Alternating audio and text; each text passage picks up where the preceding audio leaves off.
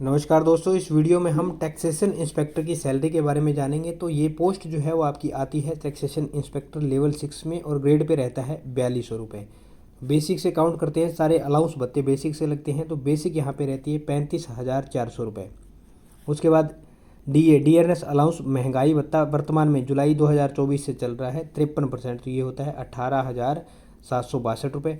फिर आता है HRA हाउस रेंट अलाउंस। तो मैं यहाँ पे मिनिमम जो छोटे से छोटी स्लैब है 8% वाली को ले रहा हूँ। जैसे जैसे आपकी सिटी यहाँ पे बढ़ती रहेगी, जैसे वाई में जाओगे तो इसका जितना बता रहा हूँ उसका मल्टीप्लाई बाई 2 कर लेना, और एक्स में यदि जाओगे तो मल्टीप्लाई बाई 3 कर लेना। तो ये बनता है 2800 और 32 रुपये। ये आपकी जेड सिटी के हिसाब से है। उसके बाद मेडिकल अलाउंस या हॉस्पिटल अलाउंस दिया जाता है जो कि 1000 रुपीज़ है। कई गवर्नमेंट के द्वारा हॉस्पिटल की सुविधा दी जाती है, तो मैं यहाँ पे हरियाणा की बात कर रहा हूँ। उसके बाद टीए है, ये ट्रांसपोर्ट अलाउंस है।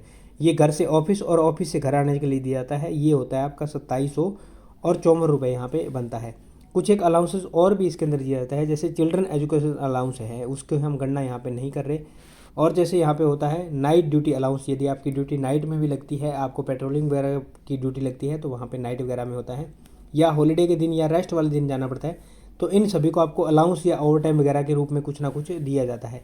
तो इनको यहाँ पे हम कैलकुलेट नहीं कर रहे हैं। कुछ एक होता है ट्रैवलिंग अलाउंस, यदि आप अपने हेडक्वार्टर को छोड़कर 8-10 किलोमीटर दूर कम से कम जाते हो तो वो आपको अलाउंस दिया जाता है। माइल अलाउंस भी दिया जाता है, जिसके अंदर चाय पानी नाश्ता वगैरह का अलाउंस होता है। तो ये सब जगह नहीं होता है, जैसे जैसे ये ड्यूटी के ऊपर डिपेंड करता है। ड्यूटी अगर इस दौरान इसी तरह की लगती है तो अलाउंस मिलता है।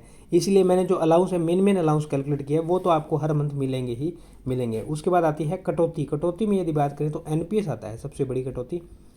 नेशनल पेंशन सिस्टम, कर्मचारी के बेसिक प्लस डीए का 10% काटा जाता है और 14% गवर्नमेंट के द्वारा कंट्रीब्यूट करके एक एनपीएस अकाउंट बनाया जाता है। सारी अमाउंट इसके अंदर जमा की जाती है।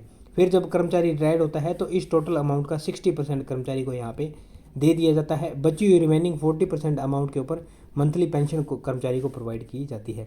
डिडक्शन कटौती की बात करें तो ये हो जाती है एनपीएस के तौर पे 5400 और 16 रुपये। कुछ एक मिसलेनियस या अदर के नाम से आपको कटौती देखने को मिलेगी, जो कि ऊपर नीचे हो सकती है 20-50 रुपये।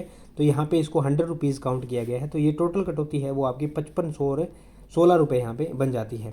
अगर ग्रोस की बात करें सारे अलाउंस भत्ते मिला करके तो वो बन रही थी 60,700 और 48 रुपये।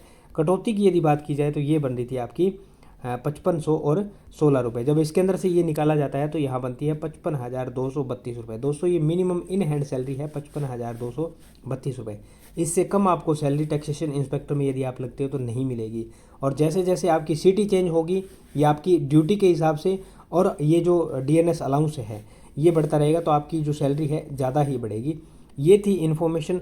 और किसके रिगार्डिंग सैलरी या जॉब प्रोफाइल के रिगार्डिंग वीडियो चाहिए तो आप कमेंट सेक्शन में कमेंट करके बता सकते हैं। उम्मीद करता हूँ जानकारी समझ पाए होंगे।